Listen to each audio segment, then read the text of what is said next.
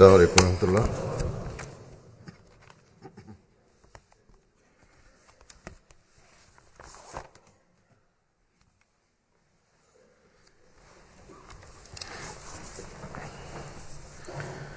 أشهد أن لا إله إلا الله وحده لا شريك له وأشهد أن محمدا عبده ورسوله أما بعد فأعوذ بالله من الشيطان الرجيم. بسم الله الرحمن الرحيم. الحمد لله رب العالمين الرحمن الرحيم مالك يوم الدين إياك نعبد وإياك نستعين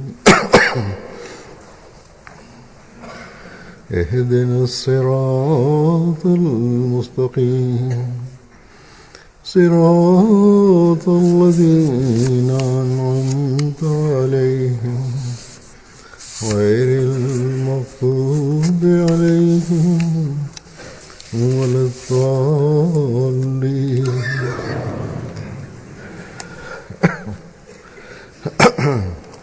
अॼुकल्ह जेके दुनिया जा हालात आहिनि उन्हनि जी सभिनी खे ख़बर आहे.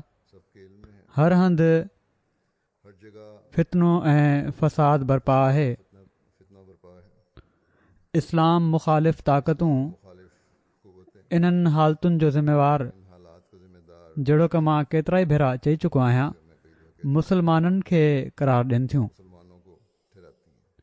हीअ बि ठीकु आहे त के मुसलमान गिरोह ऐं तनज़ीमूं इस्लाम जे नाले ते मुसलमान मुल्कनि में बि ऐं गैर मुस्लिम मुल्कनि में बि अहिड़ियूं हरकतूं कनि पयूं थियूं जेके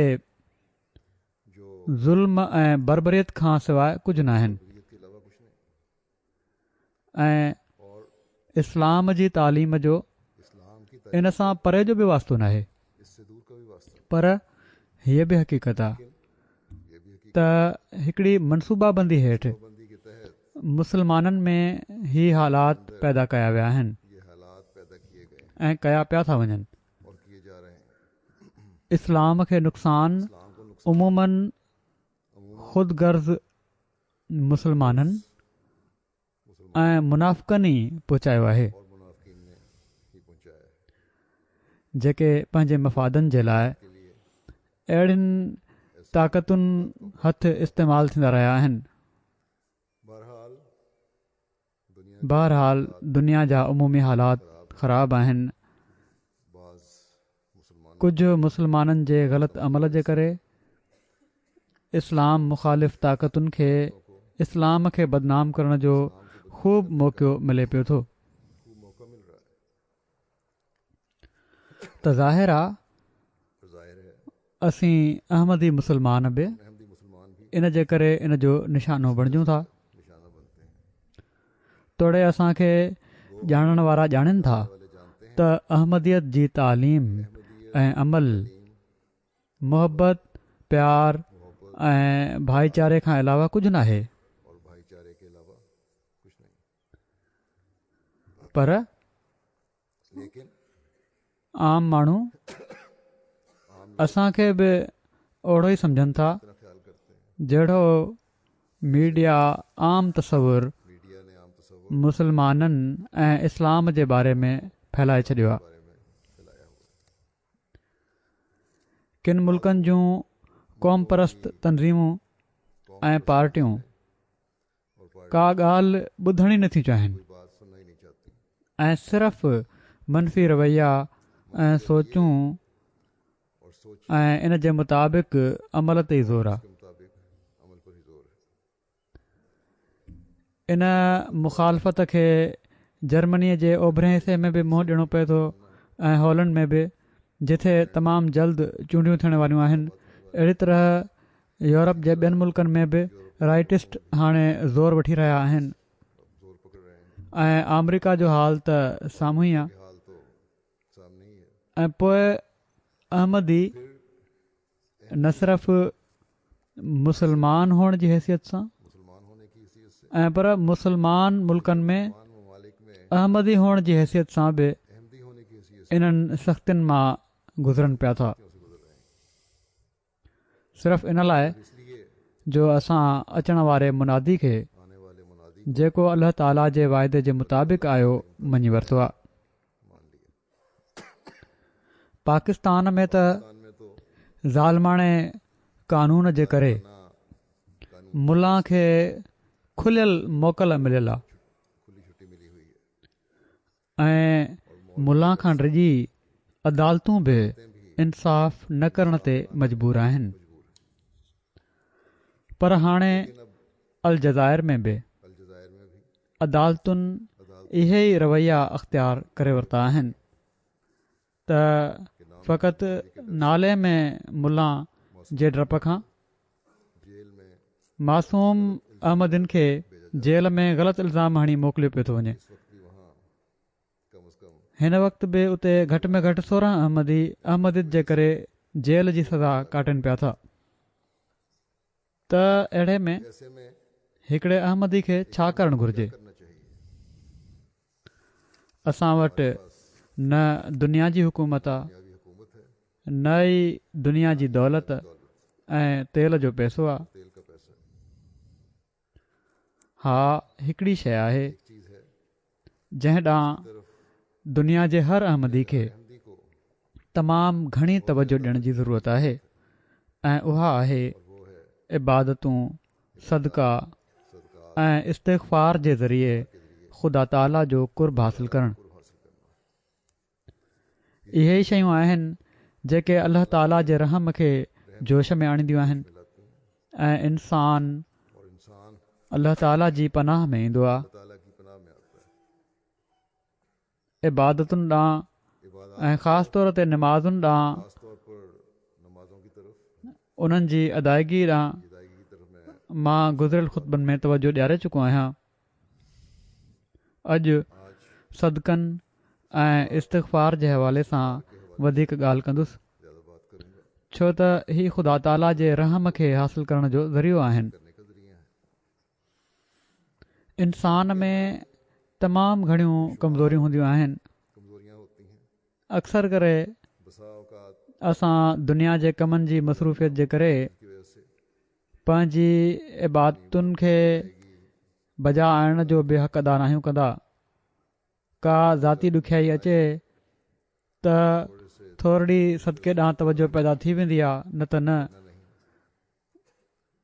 इस्तिग़फ़ार ॾांहुं तवजो जो जेको हक़ आहे उहो अदा नाहियूं कंदा।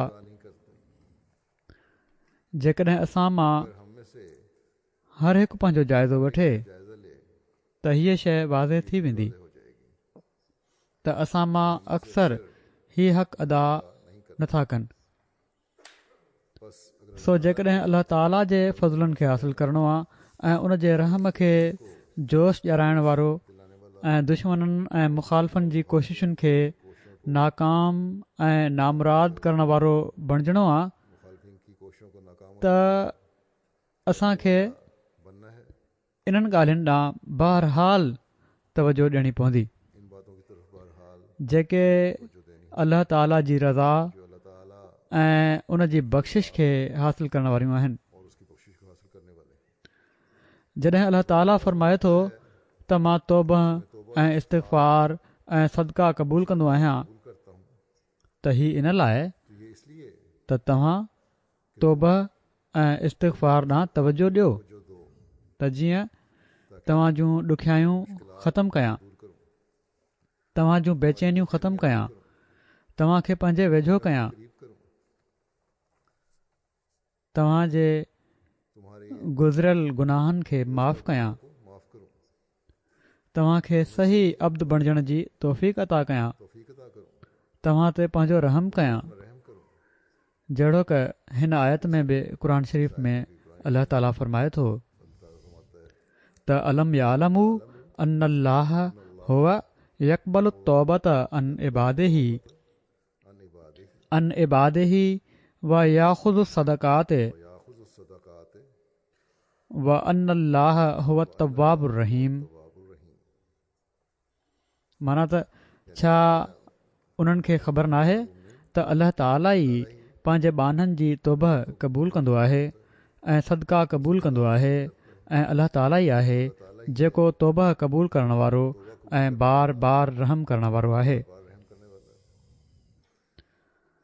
सदके ऐं दुआ जी अहमियत ऐं तालुक़ जे बारे में हिकिड़े मौक़े ते हज़रत मसीह मऊद अलैहिस्सलातु वस्सलाम फ़रमायो त सदको सिदक मां वरितो वियो आहे।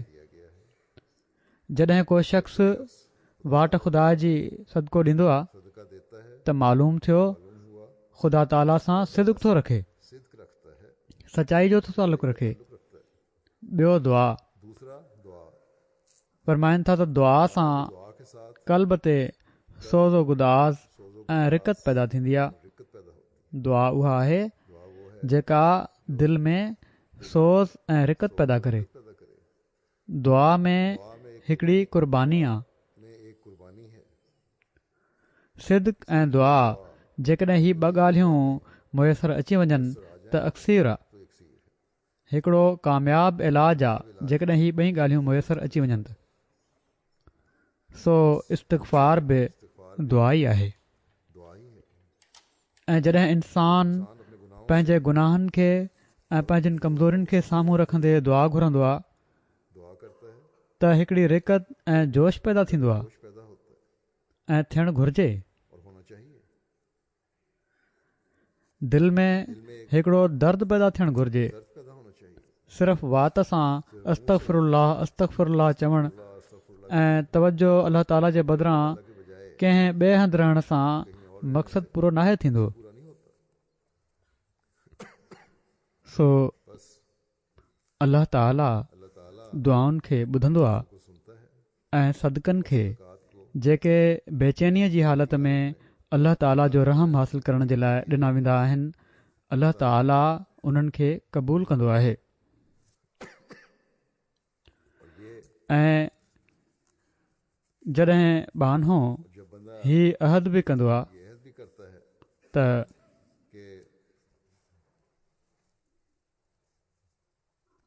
त आईंदा मां पंहिंजनि कमज़ोरियुनि खां बचण जी भरपूर कोशिशि कंदुसि।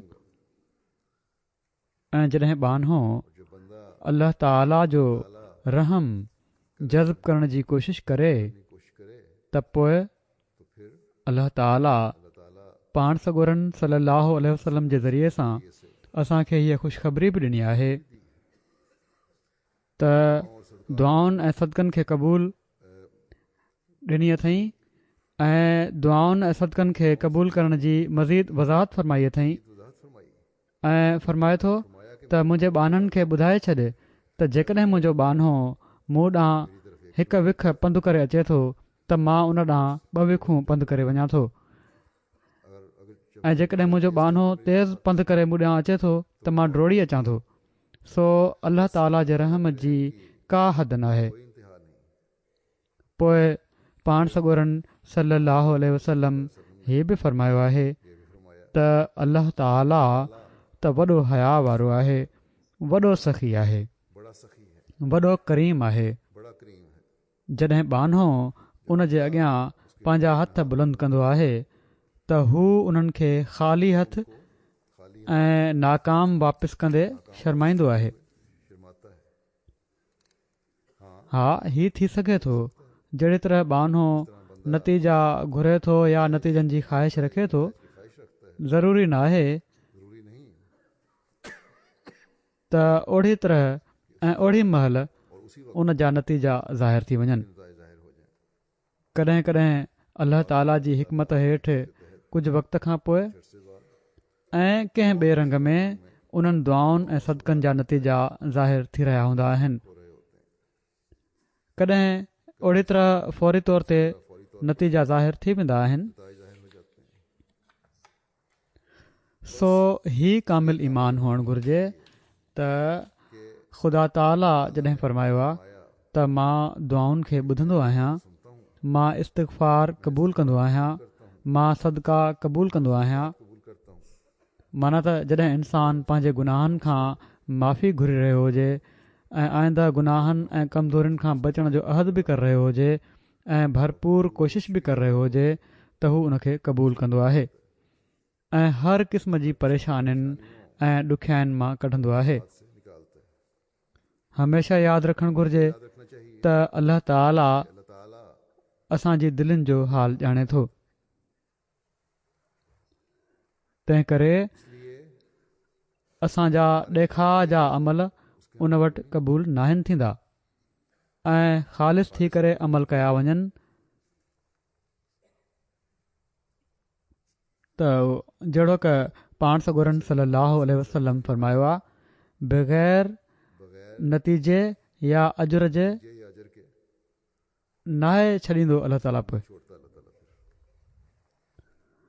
अलाह ताला त एॾो महिरबानी आहे जो पंहिंजे बाननि ते उन जी महिरबानी जो ई हाल आहे त पाण सॻोरनि सलाहु अलैहि वसल्लम फरमायो आहे त जेके माण्हू एॾी गुंजाइश न रखंदा हुजनि जो सदको ॾेई सघनि त मारूफ़ ॻाल्हियुनि ते अमल करणु ऐं ख़राब ॻाल्हियुनि खां रुकजण ई उन्हनि खे सदके जो सवाबु ॾेई छॾींदो। उन्हनि जूं इबादतूं ऐं इस्तग़फ़ार ऐं नेक अमल जेके ॿिए खे फ़ाइदो पहुचाइण जे लाइ आहिनि,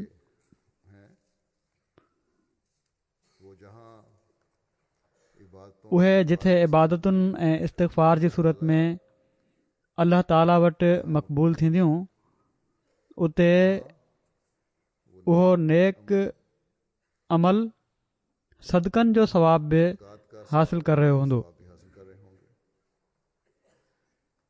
हिकिड़ो सरंदीअ वारो शख़्स सदका ॾेई जेको सवाब कमाए रहियो हूंदो, हिकिड़ो ग़रीब शख़्स पंहिंजी नेक नियत जे करे, पर शर्त ही आहे त हू बाक़ी हुकमनि ते अमल करे पियो थो, सदकनि जो बि हिकु जेतिरो सवाब कमाए रहियो हूंदो। सो अहिड़े प्यार करण वारे ख़ुदा जो कीअं कीअं न असांखे शुक्र अदा करणु घुरिजे, जंहिं न सिर्फ़ असांखे पंहिंजनि कमज़ोरियुनि खां बचण जा तरीक़ा सेखारिया, पर हीअ बि फ़रमाए छॾियईं त मां तव्हांजे उन्हनि अमलनि खे जेके तव्हां कमज़ोरियुनि ऐं गुनाहनि खां बचण जे लाइ कयो था क़बूल कंदे तव्हांखे ॾुखियाईनि ऐं मुसीबतुनि खां बि निजात ॾींदुसि। सो ॾुखियनि हालतुनि मां निकिरण जो सिर्फ़ु इहो ई ज़रियो आहे त असीं पंहिंजी इबादतुनि ऐं पंहिंजनि दुआउनि खे ख़ालिस कंदे अल्लाह ताला जे अॻियां निबड़ूं, इस्तग़फ़ार ते ज़ोर ॾियूं, सदके ऐं ख़ैरात ॾांहुं तवजो कयूं, जमायती तौर ते बि ऐं इनफ़रादी तौर ते बि। हज़रत मसीह मऊद अलैहिस्सलातु वस्सलाम सदके ऐं इस्तग़फ़ार जे मज़मून जी गहराईअ खे बयानु कंदे पाण केतिरनि ई मौक़नि ते मुख़्तलिफ़ मौक़नि ते इरशाद फ़रमाया अथनि, जन मां कुझु मां बयानु कयां थो। इस्तग़फ़ार जी हक़ीक़त बयानु फ़रमाईंदे हज़रत अक़दस मसीह मऊद अलैहिस्सलातु वस्सलाम फ़रमाइनि था त गुनाह हिकिड़ो अहिड़ो कीओं आहे जेको इंसान जे रत में मिलियल आहे, पर उन जो इलाज इस्तग़फ़ार सां ई थी सघे थो। इस्तग़फ़ार छा आहे? इहो ई त जेके गुनाह सादिर थी चुका आहिनि, जेके गुनाह असीं करे चुका आहियूं, उन्हनि जे बदसमरनि खां ख़ुदा ताला महफ़ूज़ रखे, ऐं जेके अञा सादिर नाहिनि थिया ऐं जेके बिल्कुव इंसान में मौजूदु आहिनि, जंहिंजो इम्कान आहे त थी सघनि था या जंहिं जूं ताक़तूं इंसान में मौजूदु आहिनि त उहे ताक़तूं गुनाह ॾांहुं वठी वञी सघनि थियूं, उन्हनि जो सुदूर जो वक़्तु ई न अचे, उहे गुनाह असां खां थियनि ई न। ही इस्तग़फ़ार आहे ऐं अंदरि ई अंदरि उहे सड़ी भुॼी रख थी वञनि। माना त गुज़िरियल गुनाहनि जी माफ़ी बि ऐं आईंदा गुनाहनि खां बचण जे लाइ इस्तिग़फ़ार आहे, त जीअं अलाह ताला जो रहम जोश में अचे ऐं हू असांखे पंहिंजनि रहमतुनि ऐं फज़लनि सां नवाज़ींदो रहे। हीउ वक़्तु फ़रमाइनि था त हीउ वक़्तु वॾे ख़ौफ़ जो वक़्तु आहे, तंहिं करे तौबा ऐं इस्तिग़फ़ार में मसरूफ़ रहो ऐं पंहिंजे नफ़्स जो मुतालियो कंदा रहो। हर मज़हब ऐं मिलत जा माण्हू ऐं अहले किताब मञनि था त सदकनि ऐं ख़ैरात सां अज़ाब टरी वेंदो आहे, पर क़बल अज़ नुज़ूल अज़ाब, पर जॾहिं नाज़िल थी वेंदो आहे त हरगिज़ नाहे टरंदो। सो तव्हां हाणे खां इस्तिग़फ़ार कयो ऐं तौबा में लॻी वञो त जीअं तव्हांजी वारी न अचे ऐं अलाह ताला तव्हांजी हिफ़ाज़त करे। अञा त ही नंढड़ियूं ॾुखियायूं आहिनि, पर ही नंढियूं नंढियूं ॾुखियायूं असांखे नज़र अचनि थियूं साम्हूं, पर जंहिं पासे दुनिया वञे पई थी, जहिड़ी तरह इंसान बेलगाम थी रहियो आहे, जहिड़ी तरह अलाह ताला जी नाराज़गी जा सामान थी रहिया आहिनि, त इंसान उन तबाही ॾांहुं वञी रहियो आहे जेका इंसान जे पंहिंजे हथां थियणी आहे। अलाह ताला जी नाराज़गीअ खे भड़काए पई थी हीअ दुनिया। सो अहिड़े वक़्त में हज़रत मसीह मऊद अलैहिस्सलाम खे मञण वारनि जो ई कमु आहे त जिथे असीं पंहिंजो पाण खे ख़राब असरनि खां बचाइण जे लाइ तौबा ऐं इस्तिग़फ़ार ते ज़ोर ॾियूं, उते उमूमी तौर ते बि दुनिया जे लाइ बि दुआ घुरूं त अलाह ताला हिननि खे बि अक़ुल ॾे। पोइ इस्तिग़फ़ार जी हक़ीक़त बयानु कंदे हज़रत मसीह मऊद अलैहिस्सलाम मज़ीद फ़रमाइनि था त ॼाणणु घुर्जे त अलाह ताला जा क़ुर शरीफ़ ॿ नाला पेश कया आहिनि, अल हई ऐं अल क़यूम। अल हई जी माना आहे ख़ुदि ज़िंदह ऐं ॿियनि खे ज़िंदगी अता करण वारो। अल क़यूम ख़ुदि क़ाइम ऐं ॿियनि जे क़याम जो असली सबबु। हर हिकु शइ जो ज़ाहिरी बातिनी क़याम ऐं ज़िंदगी इन्हनि ॿिन्ही सिफ़तुनि जे तुफ़ियल आहे। सो हई जो लफ़्ज़ चाहे थो त उन जी इबादत कई वञे, जहिड़ो क उन जो मज़हर सूरह फ़ातिहा में इया का नाबुदो आहे, ऐं अल क़यूम चाहे थो त उन खां सहारो तलब कयो वञे। इन खे इया का नस्तईन जे लफ़्ज़ सां अदा कयो वियो आहे। हई जो फ़रमाइनि था त हई जो लफ़्ज़ इबादत खे इन लाइ चाहे थो जो उन पैदा कयो ऐं पोइ पैदा करे छॾे न ॾिनई। जीअं मिसाल जे तौर ते मेमार माना त राज़ो जंहिं इमारत खे बणायो आहे, उन जे मरी वञण सां इमारत जो को नुक़सानु नाहे, पर इंसान खे ख़ुदा जी ज़रूरत हर हाल में रहंदी आहे। तंहिं करे ज़रूरी थियो त ख़ुदा खां ताक़त तलब कंदा रहूं, ऐं इहो ई इस्तिग़फ़ार आहे। अलाह ताला खां गुनाहनि खां बचण जी ताक़त जेकॾहिं तलब कंदा रहूं, उन जी इबादतुनि जे लाइ ताक़त तलब कंदा रहूं, ऐं हीअ ताक़त तलब करणु जेको आहे फ़रमाइनि था इहो ई इस्तिग़फ़ार आहे। असुल हक़ीक़त त इस्तिग़फ़ार जी ई आहे। फ़रमाइनि था त असुल हक़ीक़त त इस्तिग़फ़ार जी ई आहे। पोइ उनखे वसी करे उन्हनि माण्हुनि जे लाइ कयो वियो जो जेके गुनाह कनि था, उन्हनि जे ख़राब नतीजनि खां महफ़ूज़ रखियो वञे, पर असुल ही आहे त इंसानी कमज़ोरियुनि खां बचायो वञे। सो जेको शख़्स फ़रमाइनि था, सो जेको शख़्स इंसान थी करे इस्तिग़फ़ार जी ज़रूरत नथो सम्झे, हू बेअदब धरियो आहे।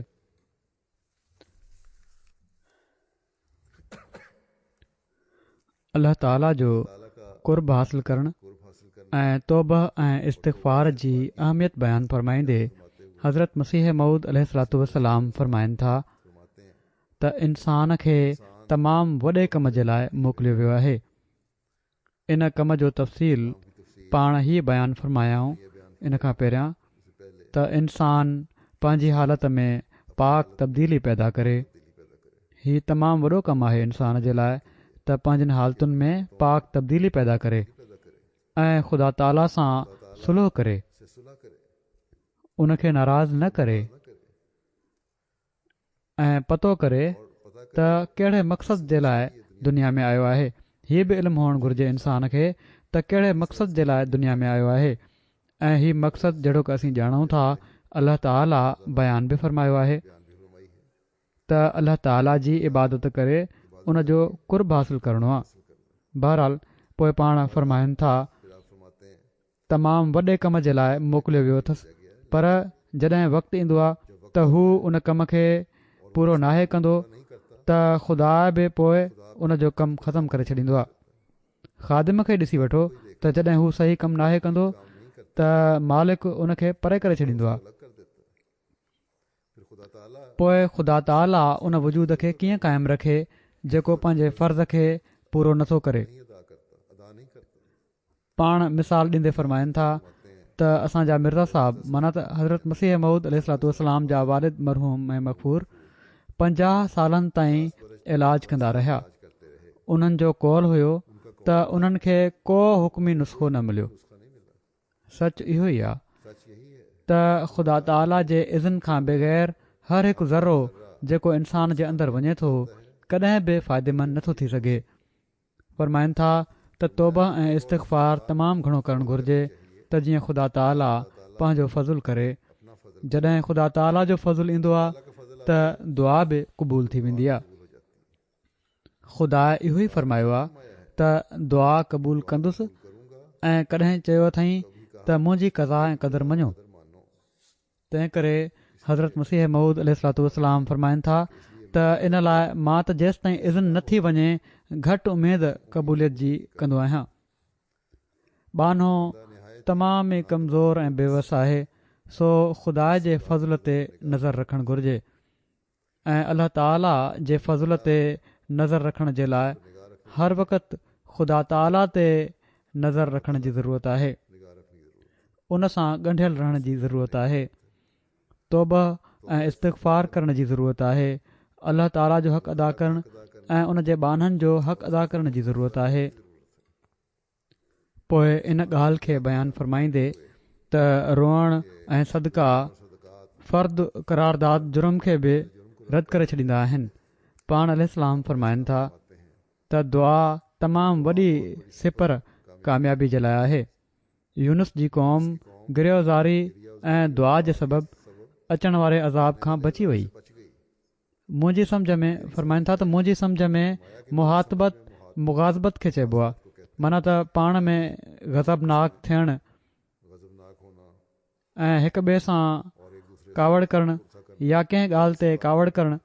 फ़रमाइनि था मुंहिंजी सम्झ में त मुहातबत मुग़ाज़बत खे चइबो आहे, इन कावड़ जे इज़हार खे ऐं नाराज़गी खे। फ़रमाइनि था ऐं हूत मच्छी खे चइबो आहे ऐं नून तेज़ी खे बि चइबो आहे ऐं मच्छी खे बि। सो हज़रत यूनुस जी उहा हालति हिकिड़ी मुग़ाज़बत जी हालति हुई, हिकिड़ी कावड़ जी हालति हुई। असुलु हीअं आहे त अज़ाब टरी वञण सां उन्हनि खे शिकवे ऐं शिकायत जो ख़्यालु आयो त पेशगोई ऐं दुआ ईअं ई अजायो ज़ाया थी वियूं ऐं हीअ बि ख़्यालु आयुनि त मुंहिंजी ॻाल्हि पूरी छो न थी। सो इहा ई मुग़ाज़बत जी हालति हुई। इन मां हिकिड़ो सबक़ु मिले थो। फ़रमाइनि था त इन मां हिकिड़ो सबक़ु मिले थो त तक़दीर खे अलाह मटाए छॾींदो आहे ऐं रोअण धोअण ऐं सदका फ़र्द क़रारदाद जुर्म खे बि बेकार करे छॾींदा आहिनि। फ़रमाइनि था त उसूल ख़ैरात जो इन ई मां निकितो आहे। हीअ तरीक़ा अलाह खे राज़ी कंदा आहिनि। इल्मु ताबिर रोया में फ़रमाइनि था त इल्मु ताबिर रोया में माल जिगर हूंदो आहे, तंहिं करे ख़ैरात करणु सिर ॾियणु हूंदो आहे। इंसान ख़ैरात करण महिल केॾो न सिद्क़ ऐं सबात ॾेखारींदो आहे ऐं असुलु ॻाल्हि त हीअ आहे त सिर्फ़ु कीलो काल सां कुझु नाहे बणिजंदो जेसि ताईं जो अमली रंग में आणे का ॻाल्हि करे न ॾेखारी वञे।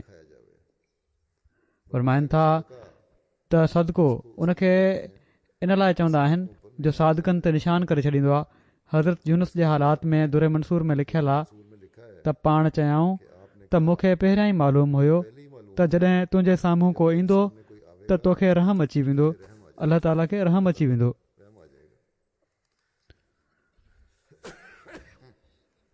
हिकिड़ी मजलिस में हज़रत मसीह मऊद अलैहिस्सलातु वस्सलाम फ़रमायो, जंहिंजो तफ़सील अख़बार अल बदर में छपियो आहे, त के माण्हू आया ॿाहिरां जुमे जी निमाज़ खां पोइ हज़रत मसीह मऊद अलैहिस्सलातु वस्सलाम वेही रहिया त लिखनि था अख़बार वारा त जुमे जी निमाज़ पढ़ण खां पोइ भर पासे वारनि माण्हुनि बैत कई ऐं हज़रत अक़दस उन्हनि जे लाइ हिकिड़ी मुख़्तसिर तक़रीर निमाज़ रोज़े जी पाबंदी ऐं हर हिकु ज़ुल्म वग़ैरह खां बचण ते फ़रमाई त पंहिंजे घरनि में औरतुनि, छोकिरियुनि ऐं छोकिरनि सभिनी खे नेकीअ जी नसीहत कयो ऐं जीअं वणनि ऐं पोखुनि खे जेकॾहिं पूरो पाणी न ॾिजे त उन्हनि जो मेवो नाहे थींदो, अहिड़ी तरह जेसि ताईं नेकी जो पाणी दिलि खे न ॾिनो वञे त उहो बि इंसान जे लाइ कंहिं कम जो नाहे हूंदो। पाण फ़रमाइनि था त नेकियुनि जा ज़िक्र हलंदा रहणु घुरिजनि घरनि में, त जीअं दुआउनि ॾांहुं बि तवजो पैदा थींदी रहे, इस्तिग़फ़ार ॾांहुं बि तवजो पैदा थींदी रहे, बाक़ी नेक अमलनि ॾांहुं बि तवजो पैदा थींदी रहे। ऐं इहो ई पाणी आहे जंहिंसां नेकी जो ॿूटो वॾो थींदो आहे, ईमान मज़बूत थींदो आहे। फ़रमाइनि था त खिलुनि ऐं टोकुनि जी मजलिसुनि खां, लिखण वारा लिखनि था त खिलुनि ऐं टोकुनि जी मजलिसुनि खां पासो करण जो ताक़ीद फ़रमायाऊं। पाण पोइ नबियुनि जी वसियत यादि ॾियारायाऊं त सदके ऐं दुआ सां मुसीबत टरी वेंदी आहे। जेकॾहिं पैसो न हुजे, फ़रमाइनि था जेकॾहिं पैसो न हुजे त हिकिड़ो दॿो पाणीअ जो कंहिंखे भरे ॾियो, माना त खूह मां बाल्टी विझबी आहे, बाल्टी विझी पाणी भरे ॾियो त हीअ बि सदको आहे। फ़रमाइनि था त पंहिंजे माल ऐं बदन सां कंहिंजी ख़िदमत करे छॾणु हीअ बि सदको आहे। सो ख़ुदा ताला जे फज़ुल खे हासिलु करण जे लाइ इबादतुनि जी पाबंदी जिथे ज़रूरी आहे, उते हर क़िस्म जे ज़ुल्म ऐं ज़्यादती खां बचण बि ज़रूरी आहे ऐं माण्हुनि जे कमु अचण बि ज़रूरी आहे। घरनि में बजाए वधीक वक़्तु दुनिया जे शुगलनि में गुज़ारण जे नेकी जूं ॻाल्हियूं करण ॾांहुं तवजो ॾियारण जी ज़रूरत आहे। अहिड़ियुनि मजलिसुनि खां बचण जी ज़रूरत आहे जिथे सिर्फ़ु खिलूं ऐं चिथरूं थी रहियूं हुजनि, ॿियनि ते टोकूं थी रहियूं हुजनि, ऐं जहिड़ो क पाण सॻुरन सल्लल्लाहु अलैहि वसल्लम फ़रमायो आहे, ही मारूफ़ ॻाल्हियूं आहिनि जेके सदको आहिनि। माण्हुनि जे कमु अचण बि सदको आहे, जेके ॾुखियाईनि खे ख़तमु कनि था माण्हुनि जी, उहो बि सदको थो ॾिए। सो इन पासे असांखे तवजो ॾियणु घुरिजे। पोइ हज़रत मसीह मऊद अलैहिस्सलातु वस्सलाम हिकिड़े मौक़े ते फ़रमायो त सभिनी मज़हबनि में हिन ॻाल्हि ते इतफ़ाक़ आहे त सदके ऐं ख़ैरात सां मुसीबत टरी वेंदी आहे, ऐं मुसीबत जे अचण जे बारे में ख़ुदा ताला पहिरियां खां ख़बर ॾेई छॾे त उहा वईद जी पेशगोई आहे। सो सदके ऐं ख़ैरात सां ऐं तौबा करण सां ऐं ख़ुदा ताला ॾांहुं रुजू करण सां वईद जी पेशगोई बि टरी सघे थी। फ़रमाइनि था त 1,24,000 पैगम्बर इन ॻाल्हि जा क़ाइल आहिनि त सदकनि सां मुसीबत टरी वेंदी आहे। जेकॾहिं मुसीबत अहिड़ी शइ आहे जो उहा टरी नथी सघे त पोइ सदको ऐं ख़ैरात सभु फज़ूल थी था वञनि। सो अल्लाह ताला जॾहिं फ़रमाए थो त मां सदकनि खे क़बूल कंदो आहियां, त हू अहिड़ी सूरत में बि क़बूल करण जी ताक़त रखे थो ऐं क़बूल कंदो आहे जंहिंजे बारे में हू कॾहिं कॾहिं पंहिंजे नबियुनि ऐं फ़रिश्तादनि जे ज़रिए सां ॿुधाए बि छॾींदो आहे त हीअं थींदो। इंज़ार जी पेशगोई बि थी वेंदी आहे, जहिड़ो क यूनुस जी क़ौम जे बारे में हुयो, ऐं उन जी क़ौम दुआ ऐं सदके ऐं रोअण धोअण सां बची वई, ऐं जेका तबाही जी पेशिनगोई हुई उहा टरी वई। सो जॾहिं नबियुनि जूं कयल पेशिनगोयूं बि टरी सघनि थियूं सदके ऐं ख़ैरात सां, त पोइ जेके ॾुखियायूं इंसान जे पंहिंजे अमलनि जे नतीजे में साम्हूं अचनि थियूं ख़ुदा ताला खे विसारण जे नतीजे में साम्हूं अचनि थियूं, उहे छो ख़ुदा ताला ॾांहुं रुजू करण सां, इस्तिग़फ़ार ऐं तौबा करण सां ऐं सदका करण सां नथियूं टरी सघनि? यकीननि टरी सघनि थियूं, पर शर्त हीअ आहे त असांजो रोअण धोअण, दुआ घुरण, सदका करण बि अल्लाह ताला जे हुक्म जे मुताबिक़ हुजे। पाण सॻोरन सल्लल्लाहु अलैहि वसल्लम हिकिड़े मौक़े ते फ़रमायो त सदको ख़ुदा ताला जी कावड़ खे थधो कंदो आहे ऐं बुराईअ जे मौत खे परे कंदो आहे। वरी फ़रमाइनि था त सदको ॾेई बाहि खां बचो, तोड़े अधु खारक ख़र्च करण जी तौफ़ीक़ छो न हुजे। ऐं पहिरियां असीं पाण सॻोरन सल्लल्लाहु अलैहि वसल्लम जो ई फ़रमान बि ॿुधी चुका आहियूं त सुठियुनि ॻाल्हियुनि, नेक ॻाल्हियुनि ते अमल करणु ऐं ख़राब ॻाल्हियुनि खां रुकजण बि सदको आहे। सो इन्हनि ॻाल्हियुनि खे असांखे हमेशह पंहिंजे साम्हूं रखणु घुरिजे, पर साण ई हीअ बि यादि रखणु घुरिजे त पहिरियां बि जंहिंजी ॻाल्हि थी चुकी आहे त इस्तिग़फ़ार ऐं दुआउनि ॾांहुं तवजो बि तमामु ज़रूरी आहे। दिलि मां निकितल इस्तिग़फ़ार आईंदा गुनाहनि खां बि बचाईंदो आहे ऐं अल्लाह ताला जे रहम खे बि जोश में आणींदो आहे ऐं उन जो कुर्ब बि ॼाणाईंदो आहे। पाण सॻोरन सल्लल्लाहु अलैहि वसल्लम हिकिड़े मौक़े ते फ़रमायो त तव्हां मां जंहिं लाइ बाबे दुआ खोलियो वियो त ॼण त उन जे लाइ रहमत जा दरवाज़ा खोलिया विया ऐं अल्लाह ताला खां जेका शइ घुरी वेंदी आहे उन मां सभिनी खां वधीक फ़रमाइनि था त जेका अल्लाह ताला खां जेका शइ घुरी वेंदी आहे उन मां सभिनी खां वधीक उन खे आफ़ियत तलब करणु महबूब आहे। अल्लाह ताला जी आफ़ियत घुरी वञे, उन जी पनाह में अचिजे।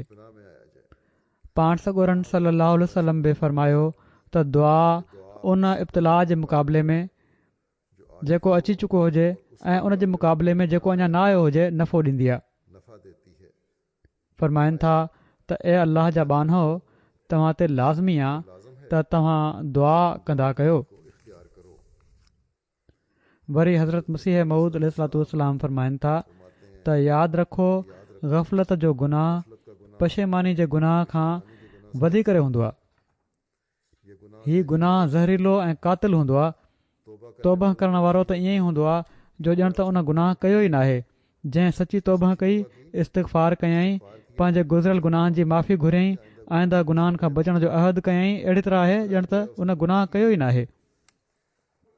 फ़रमाइनि था जंहिंखे मालूम ई नाहे त मां छा थो पियो कयां, हू तमामु ख़तरनाक हालत में आहे। सो ज़रूरत आहे त ग़फ़लत खे छॾे ॾियो। पतो हुअणु घुरिजे त असीं छा था पिया कयूं, असांजो हर अमल कीअं आहे। फ़रमाइनि था त ऐं पंहिंजे गुनाहनि खां तौबह कयो ऐं ख़ुदा ताला खां डिॼंदा रहो। जेको शख़्स तौबह करे पंहिंजी हालत खे सही करे वठंदो, उहो ॿियनि जे मुक़ाबले में बचायो वेंदो।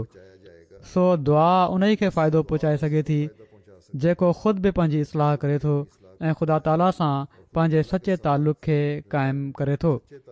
फ़रमाइनि था त पैगम्बर कंहिं जे लाइ जेकॾहिं शिफ़ात करे, पर उहो शख़्स जंहिंजी शिफ़ात कई वई आहे पंहिंजी इस्लाह न करे ऐं ग़फ़लत जी ज़िंदगी मां न निकिरे, त उहा शिफ़ात उन खे फ़ाइदो नथी पहुचाए सघे। अल्लाह ताला असांखे तौफ़ीक़ अता फ़रमाए त दुआ जी हक़ीक़त खे सम्झण वारा थियूं, ख़ालिस थी करे अल्लाह ताला जे अॻियां झुकण वारा थियूं, इस्तिग़फ़ार ॾांहुं तवजो ॾियण वारा थियूं, पंहिंजे गुज़िरियल गुनाहनि जी बख़्शिश अल्लाह ताला जे अॻियां झुकंदे तलब करण वारा थियूं ऐं आईंदह गुनाहनि खां बचण जो अहद करे पोइ इन जी भरपूर कोशिशि करण वारा थियूं। मुसीबतुनि खे टारण जे लाइ अहिड़ा सदका ॾियण वारा थियूं जेके ख़ुदा ताला वटि मक़बूल थियनि। अल्लाह ताला असांखे हमेशह पंहिंजी पनाह में रखे, दुश्मन ऐं हर मुख़ालिफ़ जे हर हमले खां असांखे महफ़ूज़ रखे ऐं उन्हनि ते मोटाए हणे उन्हनि जा हमला। असीं हमेशह ख़ुदा ताला जे उन्हनि बाननि में ॻणिया वञूं जेके अल्लाह ताला जो ख़ौफ़ दिलि में रखण वारा आहिनि ऐं हज़रत मसीह मऊद अलैहिस्सलातु वस्सलाम ऐं पाण सॻोरन सल्लल्लाहु अलैहि वसल्लम जी दुआउनि जा असीं वारिस थियूं ऐं उन्हनि में हिसो वठण वारा थियूं। नमाज़ुनि खां पोइ मां हिकिड़ो जनाज़ो बि पढ़ाईंदुसि जेको मुकरमा सादा बरतावी साहिबा जो आहे। मरी बरतावी साहिबा जी घरवारी कूश अरब दिमश्क में हिननि जी वफ़ात थी हुई। हिननि जे घर में हीटिंग जे लाइ इस्तेमालु थियण वारी गैस जे लीक थियण जे करे बाहि लॻण ते ही शदीद सड़ी पियूं ऐं इस्पताल नियो वियुनि, जिथे इलाज जे नतीजे में तबियत बहितर थी वई हुई ऐं इन वाक़े ते वॾे सब्र जो हिननि मुज़ाहिरो कयो। हमद ऐं शुक्र में मसरूफ़ रहियूं ऐं सभिनी खे चवंदियूं हुयूं त हू ख़ुदा जी तक़दीर ते राज़ी आहिनि। पर 4 ॾींहंनि खां पोइ डॉक्टर जे मुताबिक़ इन्हनि खे हिकिड़ो हार्ट अटैक थियो, जंहिंखे हू बर्दाश्त न करे सघियूं ऐं 10 जनवरी 2017 ते हिननि जी वफ़ात थी वई। इन्ना लिल्लाहि व इन्ना इलैहि राजिऊन। पाण पंहिंजे घरवारे खां पोइ 2004 में बैत कई हुई, पर इख़लास ऐं वफ़ा में पंहिंजे घरवारे ऐं ॿारनि खां घणो अॻिते हुयूं। हिननि जा घरवारा मुकरम मरी साहब बयानु कनि था त बैत जे कुझु वक़्त खां पोइ पेट सां थियूं। पेट जे दौरान हिकिड़े ॾींहुं ॾाकणियुनि तां किरी पियूं ऐं ख़तरो हुयो त पेट ज़ाया न थी वियो हुजे। राति जो सुतियूं त ख़्वाब ॾिठाऊं त को शख़्स आसमान तां सॾु थो करे त ड्रिज न, अल्लाह हिन ॼण जी हिफ़ाज़त कंदो ऐं इन ते फ़ैसिलो कयो वियो त जेकॾहिं पुटु ॼाओ त उनजो नालो अहमद रखंदियूं। जीअं त ईअं ई कयाऊं। पोइ जॾहिं हिन ॿार जी उमिरि 6 साल हुई त अहिड़े क़िस्म जो ख़्वाब ॾिठाऊं त आसमान तां आवाज़ थो अचे त अल्लाह हिन ॿार जी हिफ़ाज़त करण वारो आहे।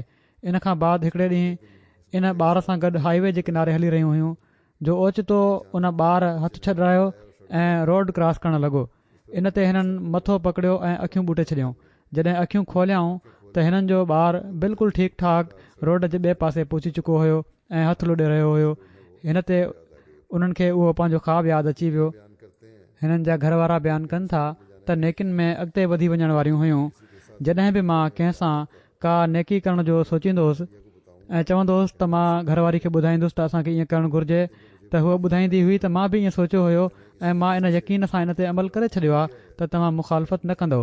मुड़ुसु अञा सोचे रहियो हूंदो हुयो ऐं हीअ नेकी करे चुकियूं हूंदियूं हुयूं ऐं पर हौसले अफ़ज़ाई कंदव। अहिड़े क़िस्म जे वाक़िअनि खां शायदि ई, चवनि था घर वारा, त अहिड़े क़िस्म जे वाक़िअनि खां शायदि ई को हफ़्तो ख़ाली गुज़रियो हुजे। जर्मनी में हिननि जा ॼाटर आहिनि मुसब शहरी साहब ही चवनि था त तमामु नेक सीरत ऐं सादड़ी तबियत वारियूं हुयूं, कंहिंसां दुश्मनी न हुई, ॾाढी सखावत करण वारियूं हुयूं। पंहिंजे मुड़ुस जी 2009 खां 2013 ताईं गिरफ़्तारी जे दौरान हिननि वॾी महिनत करे ॿारनि खे कमाए खारायो ऐं सभिनी खे संभालियऊं ऐं गुज़िरियल कर्ज़ बि ॾिनऊं। हर भलाई वारे कम में वधी सदी हिसो वठंदियूं हुयूं, सभिनी सां मुहबत ऐं प्यार सां पेश ईंदियूं हुयूं, चंदा हमेशह बाक़ाइदगी सां ॾींदियूं हुयूं। हिननि जी तदफ़ीन दिमश्क जे इलाइक़े हुशरब में थी आहे, जिथे तदफ़ीन खां अॻु अहमदिन ऐं गैर अहमदिन अलॻि अलॻि जनाज़ो पढ़ियो। अलाह ताला मरहूमा सां मग़फ़िरत जो वर्ताव फ़रमाए, हिननि जा दर्जा बुलंद करे ऐं हिननि जी नसलुनि खे बि जमायत ऐं ख़िलाफ़त सां मज़बूत ताल्लुक़ क़ाइमु रखण जी तौफ़ीक़ अता फ़रमाए।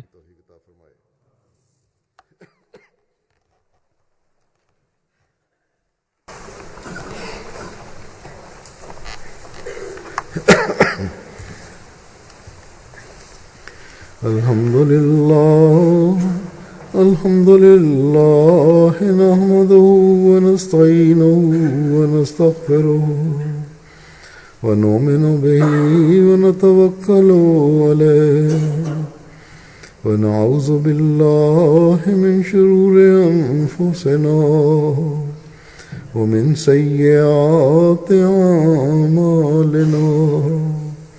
मन यहदिहिल्लाहु फला मुदिल्ल लहु व मन युद्लिल्हु फला हादिय लहु व नशहदु अन ला इलाहा इल्लल्लाह व नशहदु अन्ना मुहम्मदन अब्दुहु व रसूलुहु।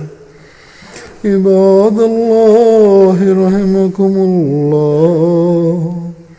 इन्नल्लाह यामुरु बिल-अदलि वल-इहसानि व ईताइ ज़िल क़ुर्बा व यन्हा